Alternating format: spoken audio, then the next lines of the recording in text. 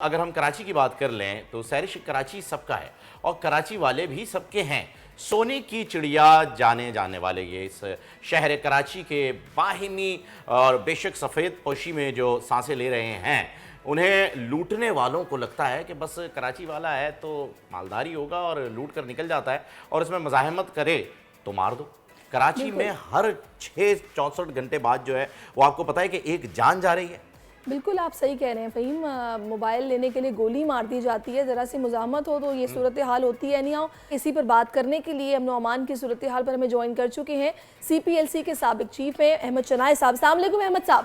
जी वालेकुम सलाम। अहमद साहब, एक तो मैं आपसे सबसे पहले कि जानना चाहूँगी कि बेसिक अगर हम वजह की बात करें तो बेरोज़गारी और महंगाई तो है ही, इसके अलावा क्या वजूहात है शहर कायद में जो अमन अमान की सूरत हाल ऐसे रहती है? बिस्मिल्लाहिर्रहमानिर्रहीम। बहुत बहुत शुक्रिया। देखें, दो चीज़ें हैं जो इसके अलावा मैं समझता हूँ बेरोजगारी और महंगाई के अलावा। एक तो मुजरिमों का ना पकड़ा जाना और फिर दूसरा जो है वो उनको सजाएं ना देना। ये मैं समझता हूँ कि बहुत इम्पोर्टेंट है। जहाँ कानून का कोई खौफ ना हो, कोई डर ना हो, वहाँ पर ये जराइम जो है वो हमेशा बढ़ जाते हैं। हमें करना ये होगा कि ना सिर्फ उनको पकड़ना होगा बल्कि उनके जुर्म के मुताबिक उनको सज़ा भी देनी ज़रूरी होगी।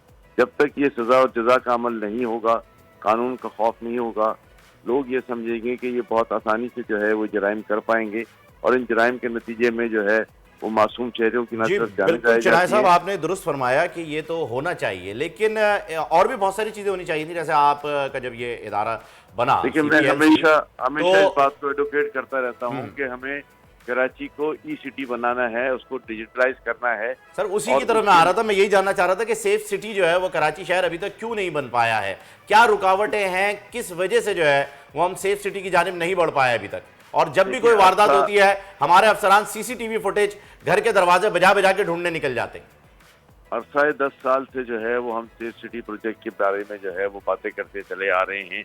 अब फाइनल पोजीशन ये है कि जो मेरी इतलात है वो ये है कि वो तकमील के आखिरी मराइल में है और उसके सारे जो है वो टेंडर्स वगैरह प्लेस हो चुके हैं और हम समझते हैं कि अगले आने वाले सालों में जो है वो सेफ सिटी का प्रोजेक्ट जो है वो कराची में भी नाफिज़ुल अमल हो जाएगा। मगर मैं ये समझता हूँ कि जितने इन्होंने कैमरेज प्लान किए हैं वो कराची शहर के लिए नाकाफ़ी हैं और कराची शहर के लिए कम से कम अगर लंदन जैसे सिटी में जहाँ 70 लाख की आबादी है और 4.5 लाख कैमरे हैं, वहाँ पर कराची की आबादी जो है वो 2.5 करोड़ के करीब हो, तो मैं समझता हूँ कि 1-2 लाख कैमरे से जो है वो हमारा काम नहीं चलेगा। आज जो है वो हमें बड़ा सीरियसली पूरे कराची को जो है वो सेफ सिटी बनाने के लिए काम करना पड़ेगा। सर, मुझे ये बताइएगा कि CPLC ने जब ये इदारा बना तो इसने बहुत सारे ऐसे काम किए थे जो आम पब्लिक के लिए बहुत ज़रूरी थे, कराची वालों के लिए बहुत ज़रूरी थे, जिसमें आपकी गाड़ियों का ट्रैक आ जाता था, कोई चोरी होती थी तो फ़ौरन रिपोर्ट हो जाती थी, मोबाइल अगर स्नैच होते थे तो उनका IMEI कोड जो है वो लेकर के इसे ब्लॉक कर दिया जाता था और सबसे अच्छा काम था ज़ैनब अलर्ट। इस तरह के बहुत ज़्यादा इनिशिएटिव जो है वो इस इदारे ने लिए हैं। तो क्या ऐसा मुमकिन नहीं कि जब इदारा यहाँ पर है और इसे सिर्फ कुछ इख्तियारात ऐसे दे दिए जाएं जिसकी वजह से कराची के आम आवाम की जो है वो सपोर्ट हो सके, जो अभी तक सेफ सिटी हम नहीं बन सके, तो जिन लोगों ने CCTV कैमराज अपने बलबूते पे इंस्टॉल किए हुए हैं उन सब के नेटवर्क को जो है वो यूज़ किया जा सके, कोई ऐसी तजवीज़ दी गई है?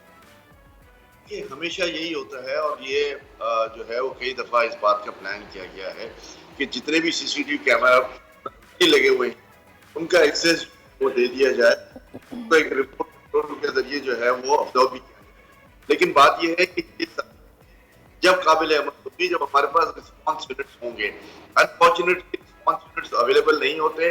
हम कैमरे में तो उसकी फुटेज जरूर ले लेते, लेकिन क्राइम होते हुए रिस्पॉन्स यूनिट को ना सिर्फ ना अलर्ट कर सकते, रिस्पॉन्स यूनिट वहां पहुंच सकता है और जब रिस्पॉन्स यूनिट वहां नहीं पहुंचता तो फिर इसके बाद मुल्ज़िमान तक पहुंचने में बड़ी मुश्किलात होती है, उनकी आइडेंटिफिकेशन में मुश्किलात होती है और फिर मुल्ज़िमान जो है और रुपोश भी हो जाते हैं अगर आइडेंटिटी हो भी जाती है।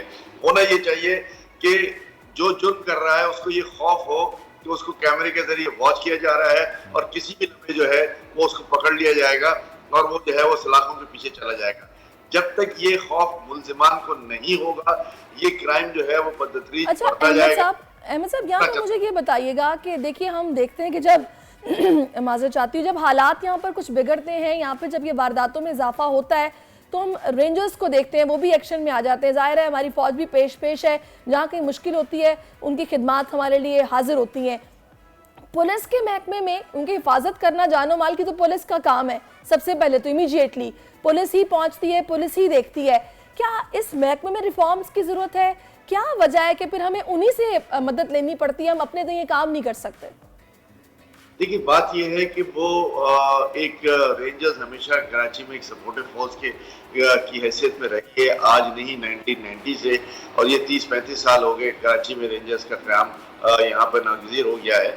और रेंजर्स मुख्तलिफ मौक़ों पर और मुख्तलिफ जो कराची में हादसे होते हैं उन पे जो है उनको काबू करने के लिए उन पर रिएक्शन फोर्स की हैसियत में, और फिर दूसरा जो सिक्योरिटी फोर्सेस की एड के लिए मुख्तलिफ अहम तनसीबात की हिफाजत के लिए हर वक्त मौजूद होती है।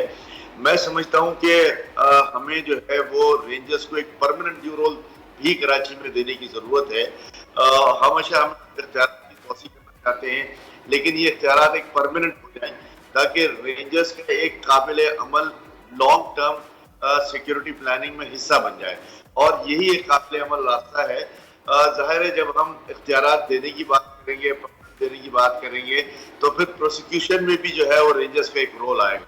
ये रोल जो है वो जब तक रेंजर्स के पास नहीं आएगा, मैं समझता हूँ कि हम हमेशा पुलिस पर रिलाई करते रहेंगे, और पुलिस की एक कैपेबिलिटी है वो हमेशा एक सवालिया निशान के तौर पर सामने आता है। यहाँ पर प्रोसिक्यूशन और इसके बाद फिर मुल्ज़िमान को कैमरे के गिरफ्तार तक पहुँचाना एक लंबा अमल है, और इस अमल में जो है वो एक एक्सपर्टीज की भी जरूरत होती है और एक कमिटमेंट और डिवोशन की भी जरूरत होती है।